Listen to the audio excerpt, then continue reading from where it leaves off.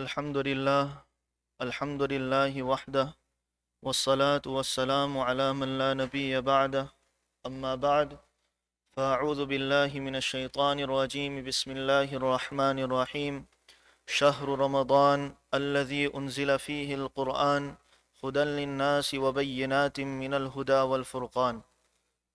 وقال عليه الصلاة والسلام من صام رمضان إيمانا واحتسابا غفر له ما تقدم من ذنبه أو كما قال عليه الصلاة والسلام. صدق الله مولانا العظيم وصدق رسوله النبي الأمي الكريم ونحن على ذلك لمن الشاهدين والشاكرين والحمد لله رب العالمين. Most respected and honorable elders, my brothers and my young friends, Assalamu alaikum wa rahmatullahi wa barakatuh. Indeed, it is from the blessings of Allah subhanahu wa ta'ala that He not only allowed us to reach the month of Ramadan, to enter the month of Ramadan, but Allah subhanahu wa ta'ala allowed us to reach almost 26 days of the blessed month of Ramadan. Indeed, this is from the great blessings of Allah subhanahu wa ta'ala, which many a times we fail to understand. إِنَّا لَنَفْرَحُ بِالْأَيَّامِ نَقْطَعُهَا وَكُلُّ يَوْمٍ مَضَى يُدْنِي مِنَ الْأَجَلِ. Sometimes the passing of days we take for granted. Each and every day that Allah subhanahu wa ta'ala has given us in this life, it is a blessing of Allah subhanahu wa ta'ala, and it is a means of gaining the closeness and the proximity of Allah subhanahu wa ta'ala, especially the days and the nights of the month of Ramadan. Even greater blessing of Allah subhanahu wa ta'ala. But the Arabic poet, he says, إِنَّا لَنَفْرَحُ بِالْأَيَّامِ نَقْطَعُهَا, that indeed by the passing of days we get happy. إِنَّا لَنَفْرَحُ بِالْأَيَّامِ نَقْطَعُهَا. Every day that we pass, we get happy. وَكُلُّ يَوْمٍ مَضَى يُدْنِي مِنَ الْأَجَلِ. Whereas the reality is that each and every day is taking us closer and closer and closer to our death. These days and nights that we have been given, my brothers, it is a very great blessing of Allah subhanahu wa ta'ala. Ibn al-Qayyim rahmatullahi alayhi mentions that وَمِن رَحْمَتِهِ, it is from the blessings of Allah subhanahu wa ta'ala that Allah subhanahu wa ta'ala enabled us and allowed us to know the blessed moments and places that Allah subhanahu wa ta'ala has kept. Because if Allah subhanahu wa ta'ala didn't allow us to know that these places are blessed, these moments are blessed, then we would not have exerted our efforts and we would not have tried to gain the proximity of Allah subhanahu wa ta'ala. We would not try in the month of Ramadan during the day to continuously recite the Quran. We would not stand up in tahajjud salah. We would not stand up for tarawih salah. We would not sit down and make dua to Allah subhanahu wa ta'ala to forgive us. We would not travel so far to Haramain Sharifain if we didn't know it was blessed. We would not spend so much money to go for Umrah and for Hajj to gain the proximity and the closeness of Allah subhanahu wa ta'ala. But this is from the blessings and from the mercies of Allah subhanahu wa ta'ala, that Allah subhanahu wa ta'ala allows us to know that these days are blessed, these nights are blessed, these places are blessed. From these blessed days, from these blessed nights, my brothers, are these blessed days and the nights of the month of Ramadan.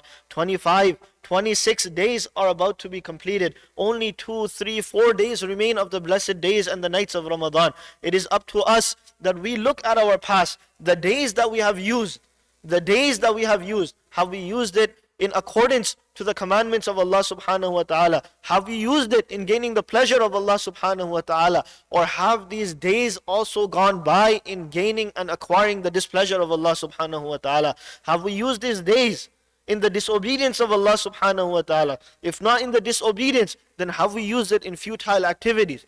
Could we have used it in better activities, in better actions, in reciting the glorious Quran, in praying nawafil salah, in coming to the masjid and spending more time in the masjid?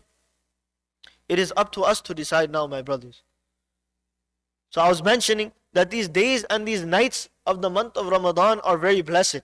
And many a times we don't understand these to be blessings of Allah subhanahu wa ta'ala.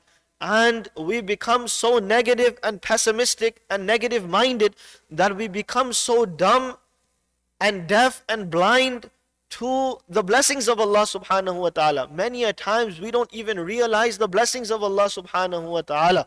These spiritual blessings are on one side. Even our physical blessings we fail to realize. These hands that Allah subhanahu wa ta'ala has given us, these feet that Allah subhanahu wa ta'ala has given us, each and every one of these limbs that Allah subhanahu wa ta'ala has given us, my brothers, is a great blessing of Allah subhanahu wa ta'ala. In the same manner, these days and nights of the month of Ramadan are also great blessings of Allah subhanahu wa ta'ala, but we fail to realize.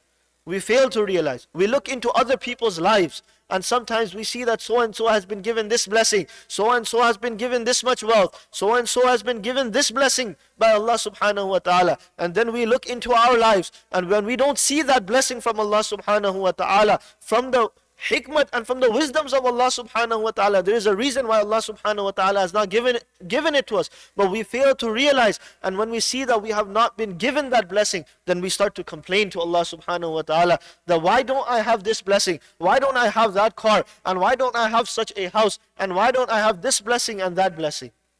My brothers, this is not the way to deal with Allah subhanahu wa ta'ala. This is not the way we have a relationship with Allah subhanahu wa ta'ala. Our relationship with Allah subhanahu wa ta'ala should be such. Rasulullah sallallahu alayhi wa sallam mentions that when it comes to the matters of the dunya, look to those that are under you. Look to those that are below you. If you have such and such income, then look at those individuals who have even less. Look at those individuals who have less. If you have such and such car that is valued at such a price, look at those individuals that have less.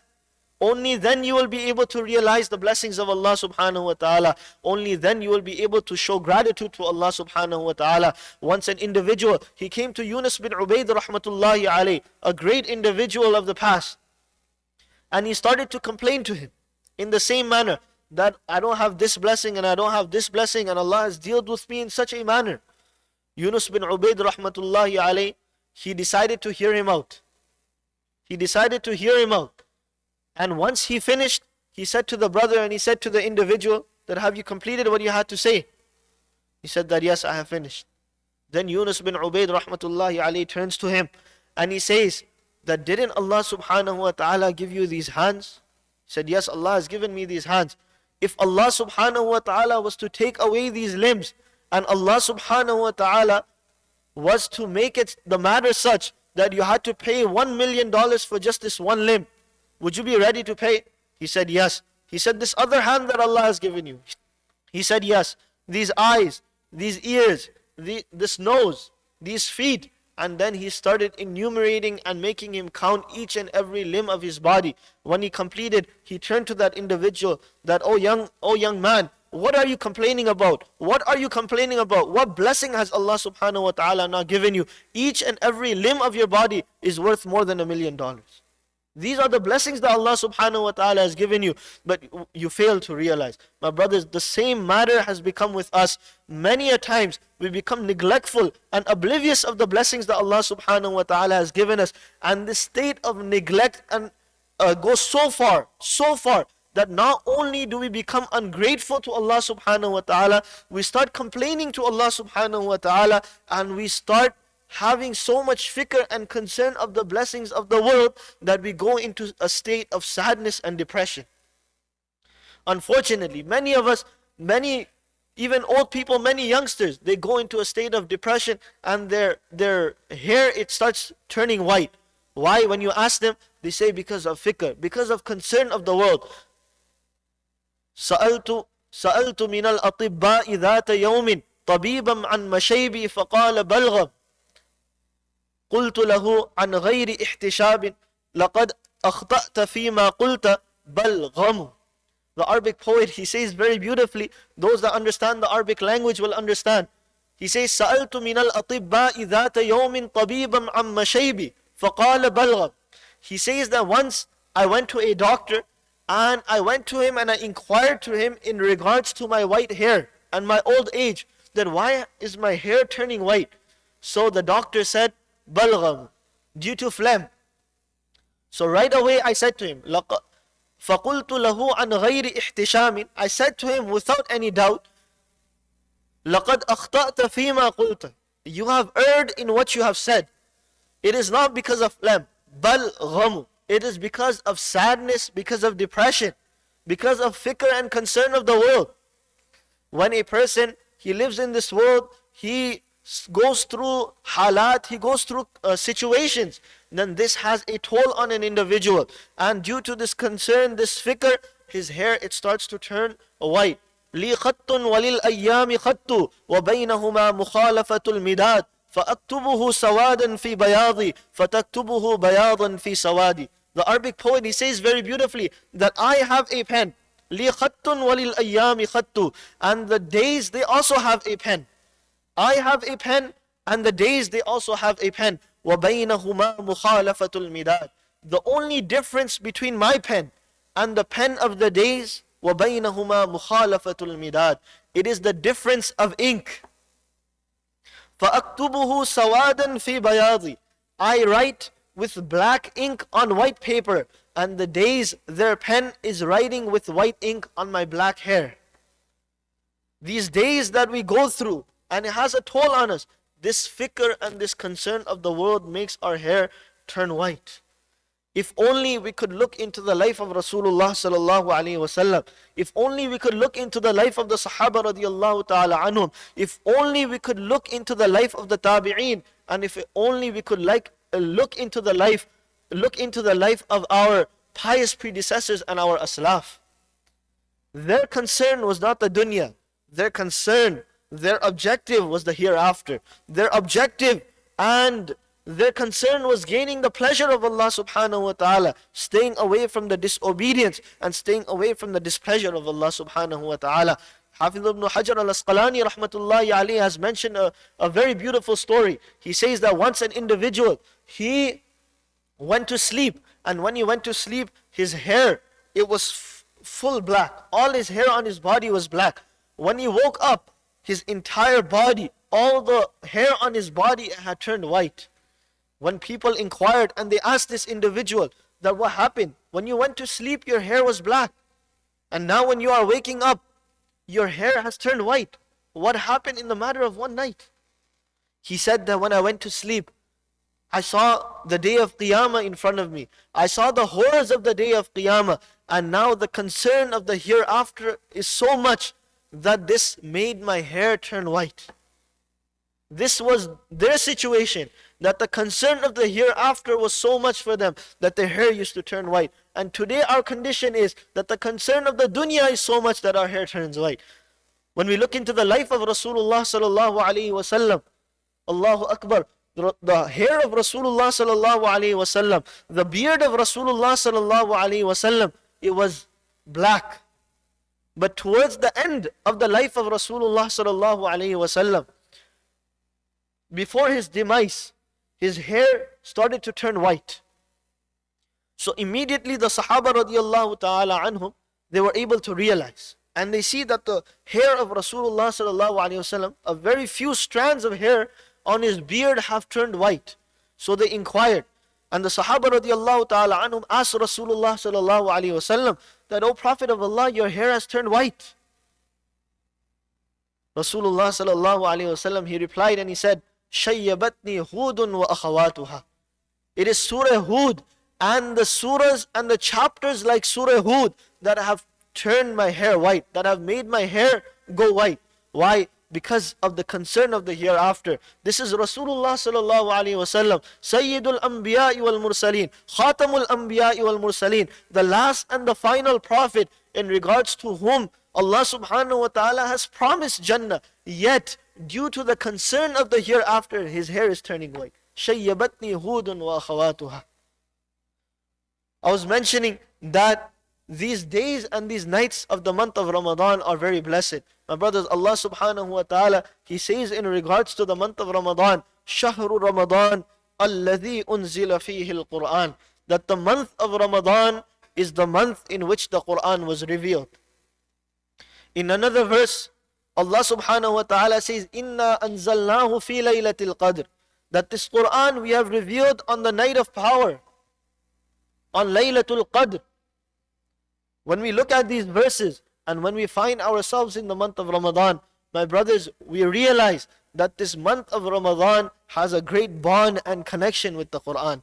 This month of Ramadan was given to us so that we can spend its days and nights in reciting the Quran. And through this recitation of the glorious Quran, we can gain the connection and the proximity and the bond with Allah subhanahu wa ta'ala. Inna anzalnahu fi laylatil qadr. Allah subhanahu wa ta'ala revealed this Quran on the night of power.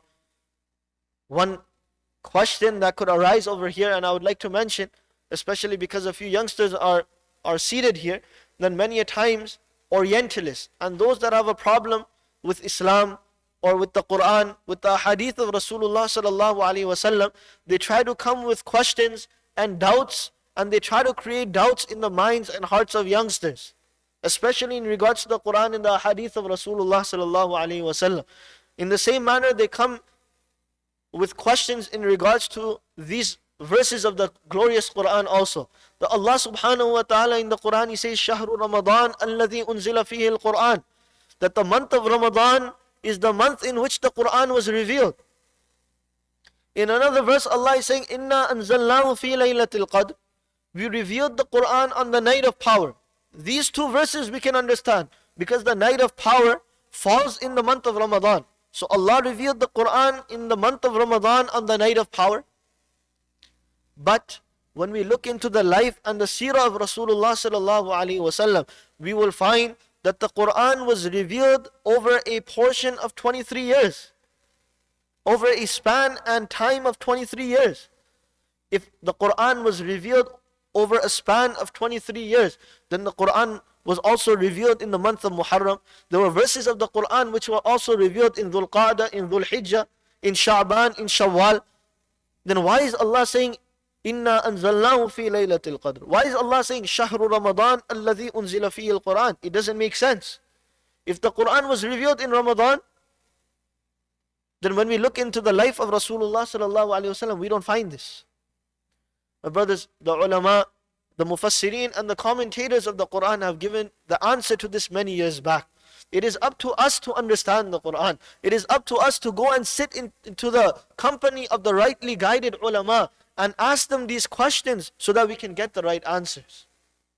The mufassirin and the commentators of the Quran mention that when Allah subhanahu wa ta'ala mentions in regards to Shahru Ramadan alladhi unzila fihi al-Quran and Inna anzalnahu fi laylatil qadr, for this we will have to go back a bit in history and understand the Quran.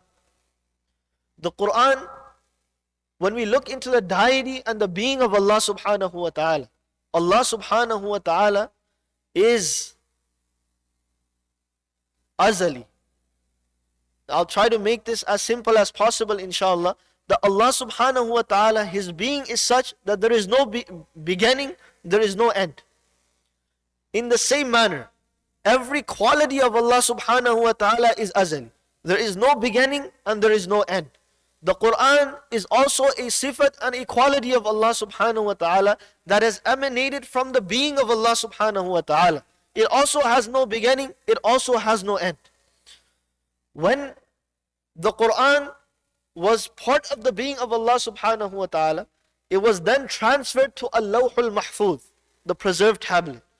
And when it was transferred to Al-Lawhul Mahfuz, the preserved tablet, there were only a few special malaika and angels which had permission to go and read the Quran or to see the Quran. Then the Quran was transferred from Al-Lawhul Mahfuz to the first heaven to a place called Baytul Izzah. This is what Allah subhanahu wa ta'ala is referring to here in these verses. That Shahru Ramadan alladhi unzila fihi al-Quran. That in the month of Ramadan, the Quran was transferred from Al-Lawhul Mahfuz, the preserved tablet, to Baytul Izzah, the first heaven. And then from Baytul Izzah, it was transferred and revealed to the heart of Rasulullah sallallahu alaihi wasallam over a span of 23 years. So when Allah subhanahu wa ta'ala is saying, Inna anzalnahu fi laylatil qadr and Shahru Ramadan alladhi unzila fihi al-Quran, there is no question to the verses of the Quran, because Allah subhanahu wa ta'ala revealed the entire Quran, every verse of the Quran, every chapter of the Quran in the month of Ramadan, on the night of power, from Al-Lawhul Mahfuz to Baytul Izzah. Nevertheless, I was mentioning that the month of Ramadan, it has a very close connection and bond with the Quran. And in the same manner, the Quran has a very close connection and bond with the month of Ramadan. In the same manner, my brothers, we need to connect ourselves with Allah subhanahu wa ta'ala through the recitation of the glorious Quran. When we look into the lives of our pious predecessors, we will be shocked at the amount of Quran they used to recite in the month of Ramadan, outside the month of Ramadan. Salama ibn Kuhail rahmatullahi alayh, a great individual, he used to say, Kana yuqal shahru sha'ban shahrul qurra. Forget the month of Ramadan, the month preceding the month of Ramadan. They used to say in the time of Salama bin Kuhail that the month of Sha'ban is the month of the reciters of the Quran. You can imagine how much Quran they would recite in the month of Sha'ban.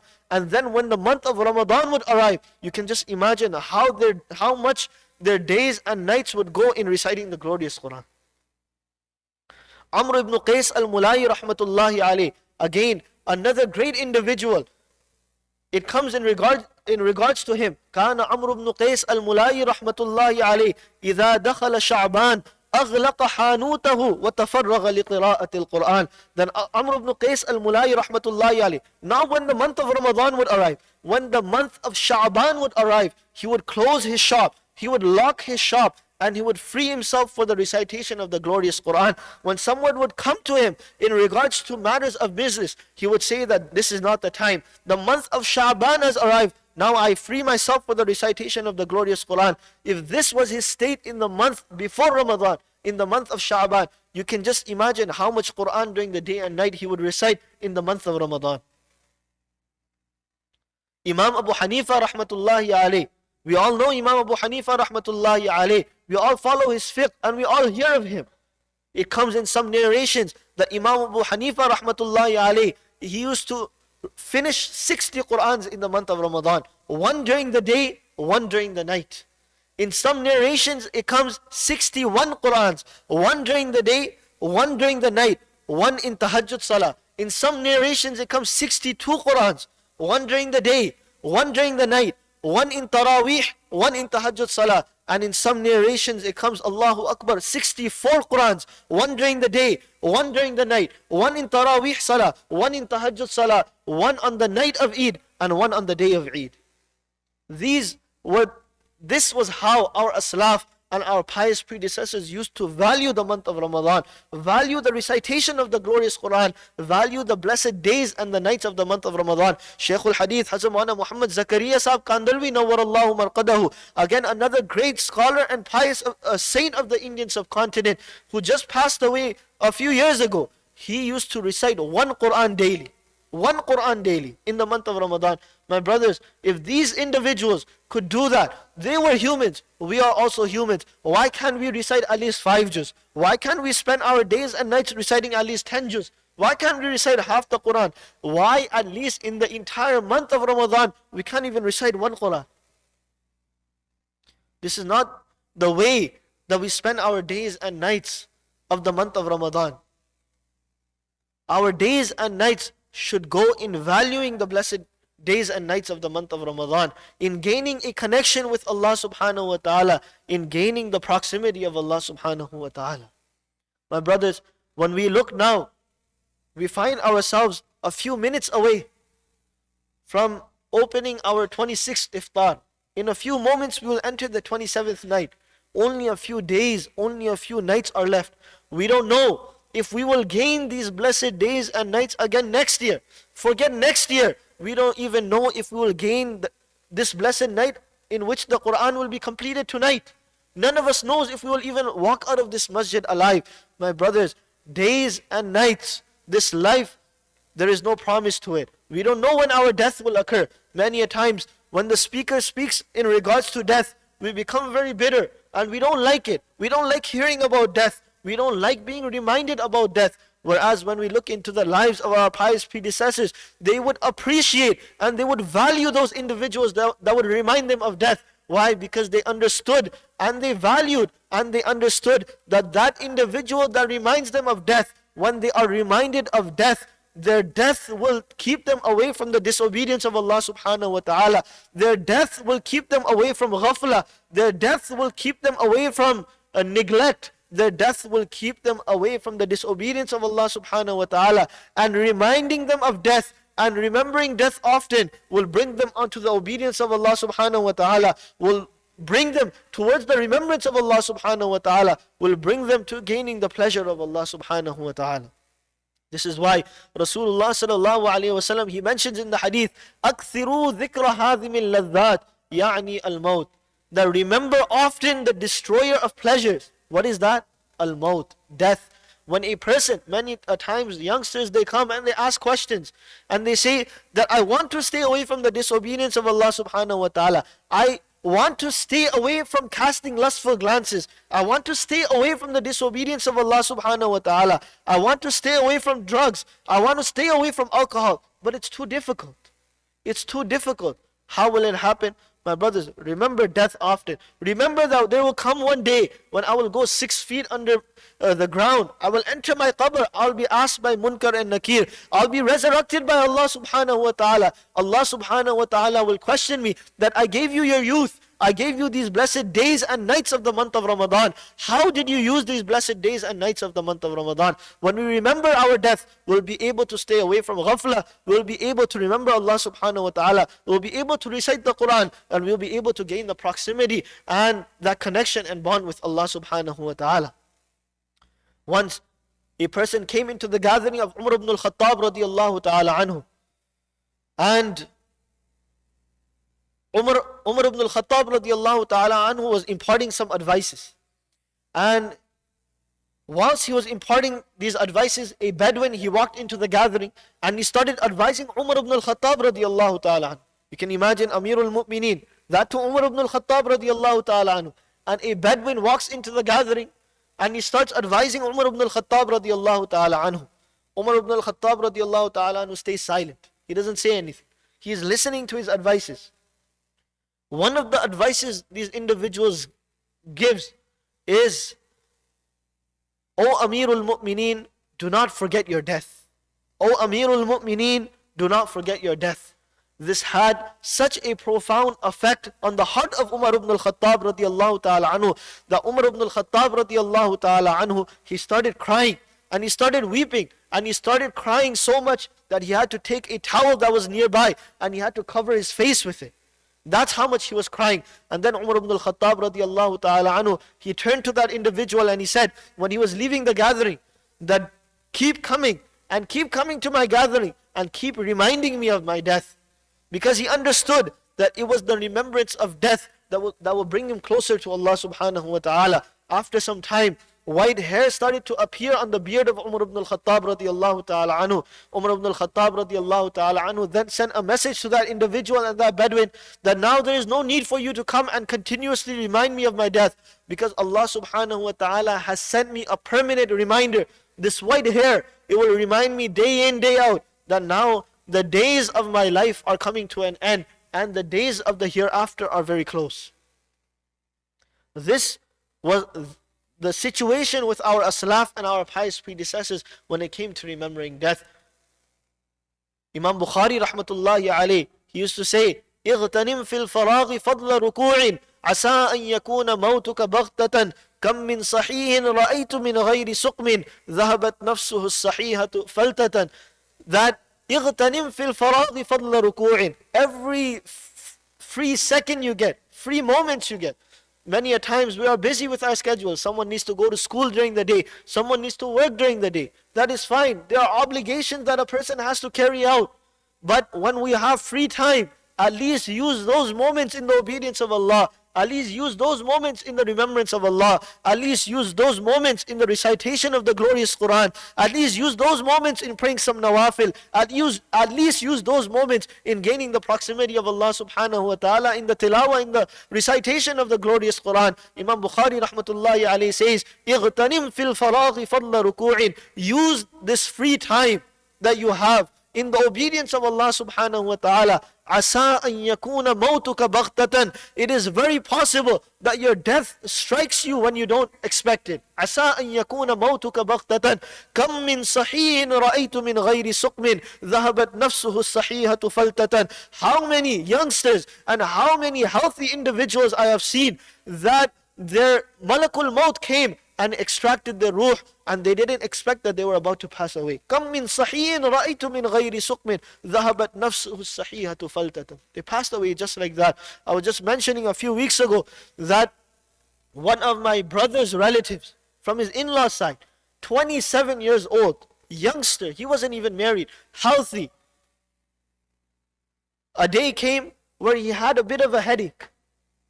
And it so happened that he collapsed, he fell to the ground. 2 days later, the khabar came that he passed away. 27 years old, healthy.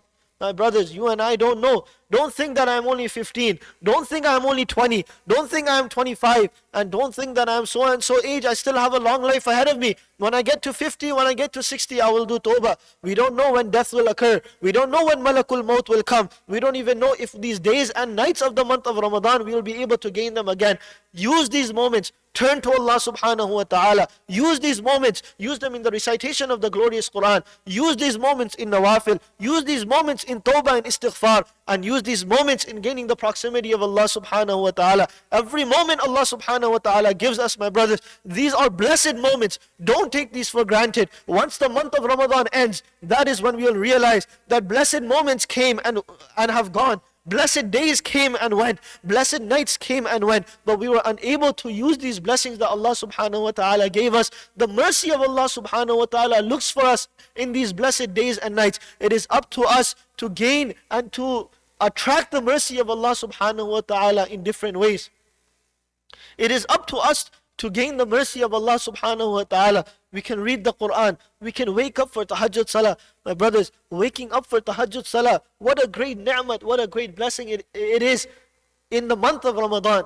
In the month of Ramadan, we already wake up for suhoor. We already wake up to have a meal. Why not wake up a few minutes early, 10 minutes early, 15 minutes early, at least pray 2 rakat tahajjud. At least pray 2 rakats. At least spend 1 minute asking Allah subhanahu wa ta'ala for forgiveness. At least spend a few moments.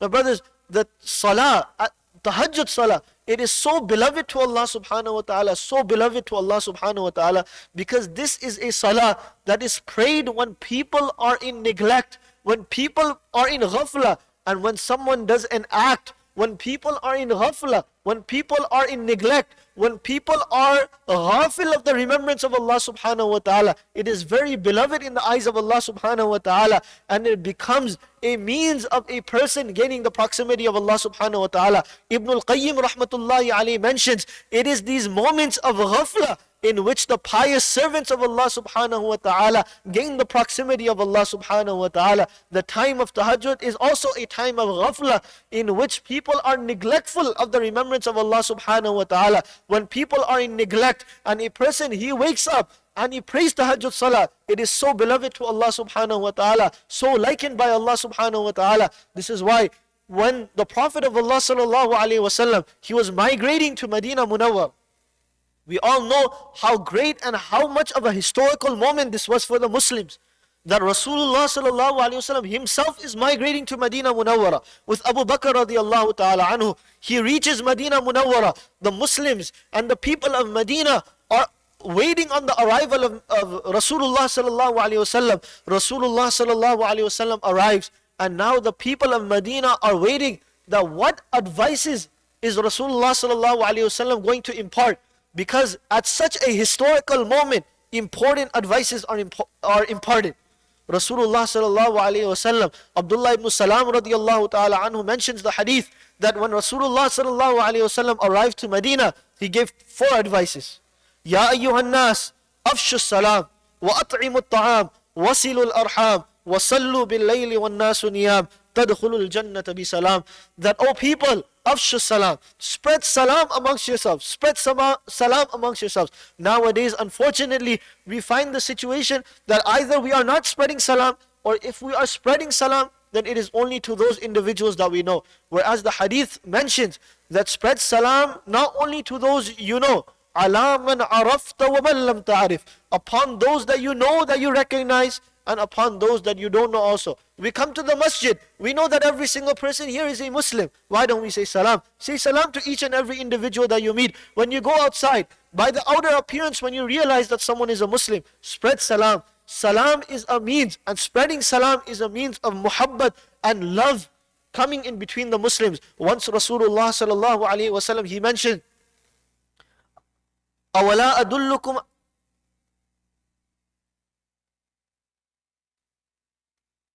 لا تدخلوا الجنة حتى تؤمنوا ولا تؤمنوا حتى تحابوا. That none of you can enter Jannah until you truly believe. ولا تؤمنوا حتى تحابوا. And none of you truly believes until you have love for one another. أَوَلَا أَدُلُّكُمْ عَلَى شَيْءٍ إِذَا فَعَلْتُمُوهُ تَحَابَبْتُمْ. Then Rasulullah sallallahu alayhi wasallam himself asked the Sahaba radiallahu ta'ala anhu, should I not show you such an action that if you were to carry out this action, then muhabbat and love would come between you? And then he replied, Afshu salam. Spread salam amongst yourselves. Spreading salam amongst yourselves will become a means of muhabbat coming between yourselves. And this will become a means of your iman being complete. And when your iman is complete, you will be able to enter Jannah. The first advice he imparted was Afshu salam. The second advice, وَأَطْعِمُ الطَّعَامِ. Feed people food. And not only rich people, not only those that are well off. Many a times, even in the month of Ramadan, we will find ourselves that alhamdulillah, we are giving food to people and we are providing people with food for iftar. But more importantly, it is important for us that we feed food, but we feed those that are in need. Those that have a genuine need for food. Those that don't have food, then we should feed them. My brothers, we will understand the importance of every grain of food tomorrow on the day of Qiyamah. Many a times, alhamdulillah, Allah has blessed us with so much ni'mat, so much rizq and so much blessings that unfortunately sometimes we throw so much food to waste. Don't let food go to waste. Don't let food go to waste. Feed it to the needy. And if you can't, then at least feed it to animals. But don't let this food go to waste. Tomorrow, each and every one of us will be questioned in regards to every grain of food. If we throw it away, if we waste it, then we'll be questioned by Allah subhanahu wa ta'ala. Let us not use this blessing that Allah has given us to become a means of our punishment in the hereafter. Rasulullah sallallahu alayhi wasallam, the second advice was وَأَطْعِمُ الطَّعَامِ. And the third advice was وَصِلُ الْأَرْحَامِ. Join ties of kinship. Many a times again it happens that one brother becomes displeased with the other brother, and now they break their ties of kinship, and now they don't see each other, they're not talking to each other. This is not how the muamala should be. Rather, if from one side someone is breaking, then from the other side we should try to make and join that tie of kinship. وَصِلُوا الْأَرْحَامِ وَصَلُّوا بِاللَّيْلِ وَالنَّاسُ نِيَامٍ. And the fourth advice, important advice, Rasulullah sallallahu alayhi wasallam mentioned that وَصَلُّوا بِاللَّيْلِ.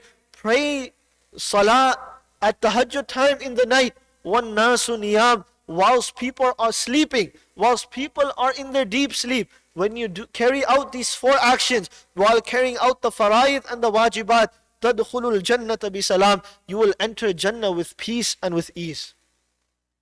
Why? Because you are praying and you are doing an action when people are in ghafla, when people are in neglect. Ibn Abi Dunya rahmatullahi alayhi has mentioned the hadith on the authority of Abu Qilaba radiyallahu ta'ala anhu. The Abu Qilaba radiyallahu ta'ala anhu mentions, iltaqa rajulani fi suq. Two people, they met in the marketplace.